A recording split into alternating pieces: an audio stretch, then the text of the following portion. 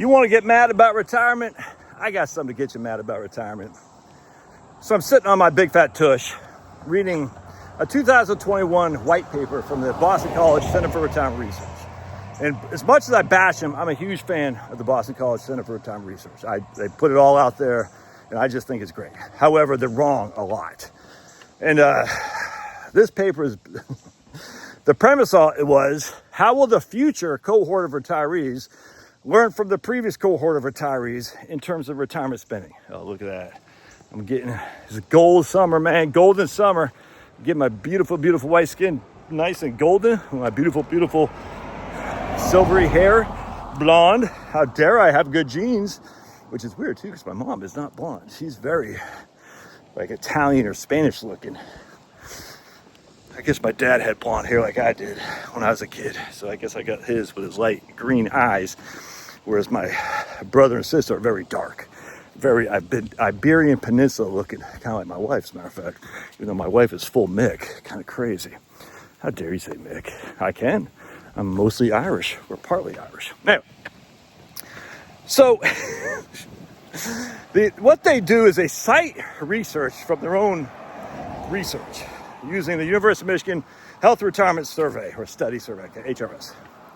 And they say, for people born, retirees born between 1920 and 1940, like 65% or something like that had pensions. So by the way, frequent Dunkin' Donuts, because they had a good ad about some Italian guy promoting Golden Summer.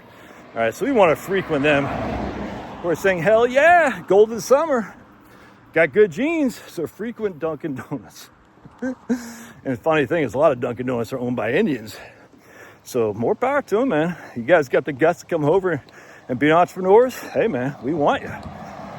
But you got to come here according to our specifications. All right, so if you want to come over and be a small business person, man, you're more than welcome, baby. We'll love to have you. Anyway, you got to learn to speak the language first and foremost. All right.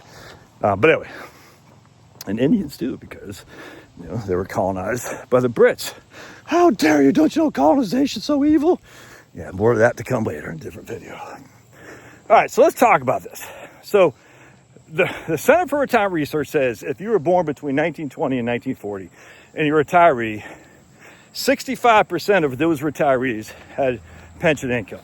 All right, which would mean that people born or people retiring in 1990, right, that would be the cohort that's born in 1920 is 70 years old. The cohort born in 1940 would be 50 years old. So 2,000 people, hey, the house is finally under contract. How they had to reduce the price. Big libs live there. They seem nice enough, but the big libs. So I'm sure they'd want me in jail for my controversial views about Golden Summer. Not golden ticket or golden shower, but golden summer. All right, anyway. So if you were born in 1920 or if you were retired in 2000, inherently, we should see the current population survey from the Census Bureau that said 65% of retirees had pension income, because Boston College said retirees born in 1920 to 1940 had 65% had retirement income. And yet we look at the data from the Census Bureau, and only 40% of the people retired, in this case 2005 retirees, had retirement income from a pension. That's it. So Boston College says 65% of retirees born 1920, 1940 will have pension income, and yet we see in the actual data using tax returns and surveys, only 40% did.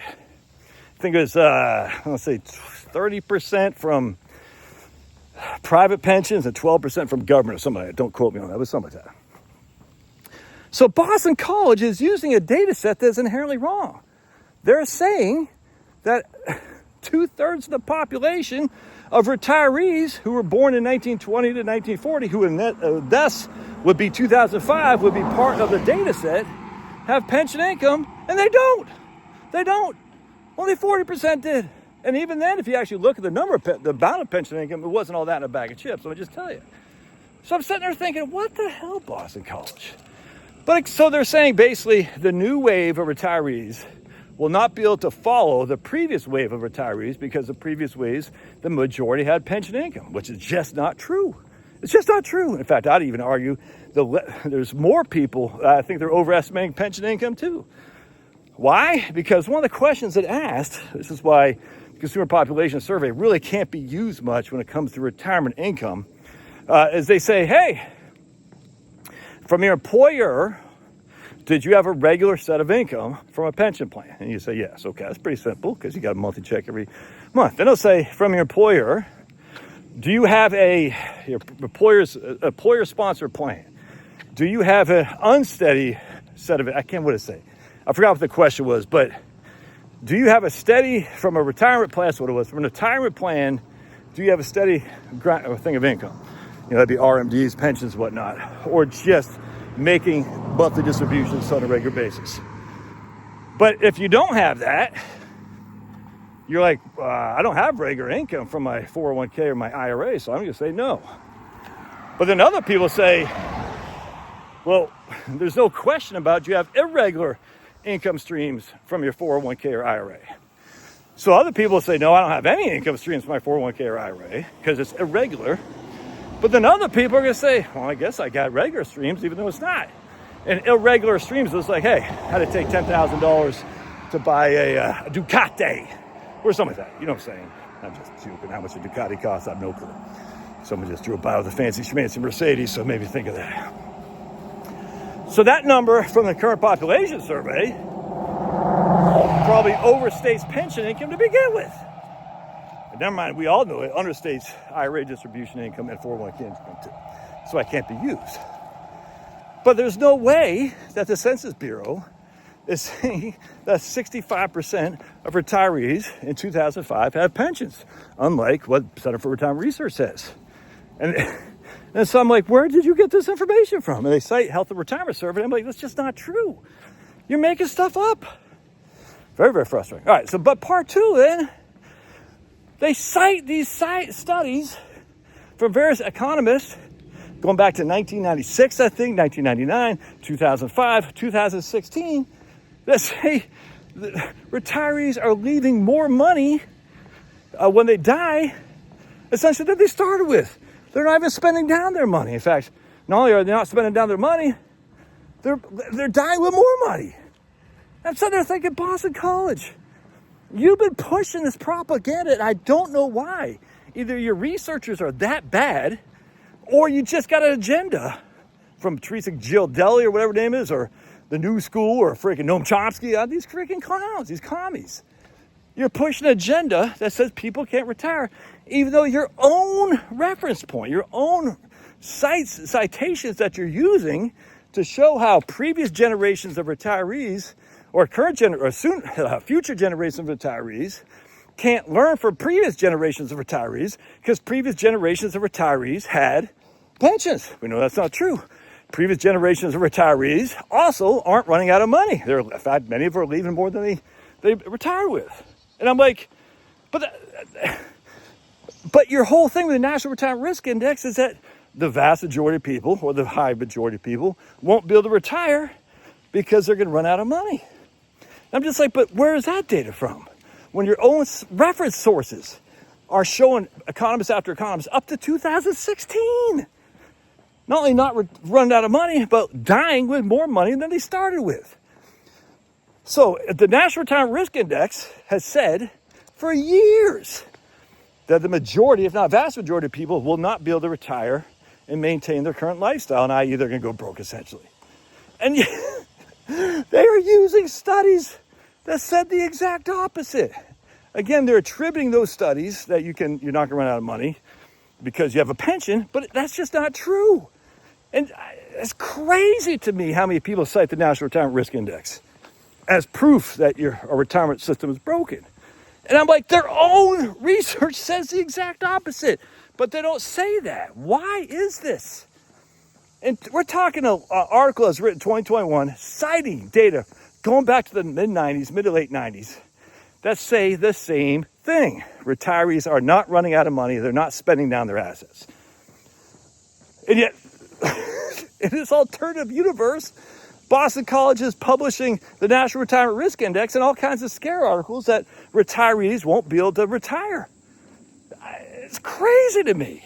Now they'll say, well, we're saying they won't be able to retire to maintain their current life standard or a consumption data. I'm like, okay, but where's your evidence that they want to do that anyway? I just don't get it. And yet, man, it's like you post something negative about retirement planning and all these idiots are going to run with it. And no one's going to hear the truth about it until something like your old buddy Josh comes along. And because I'm in my t-shirt, I'm kind of controversial. I don't have a PhD. I was an infantryman. I don't have $1 million. People are like, nah, dude, you don't know what the hell you're talking about. I said, dude, trust me. Show me the evidence where I'm wrong. Show it to me. I'd love to see it. And yet I don't. I just get ad hominem, straw man, and stuff like this. It's embarrassing. And it friggin' pisses me off. Because how many people kept working because they're under this idea that they couldn't retire because they're going to run out of money, because people have been spouting things like the National Retirement Risk Index for years and years and years, even though the National Retirement Risk Index is based from the Boston College Center for Retirement Research, who also cites studies that people retired are not spending down their assets.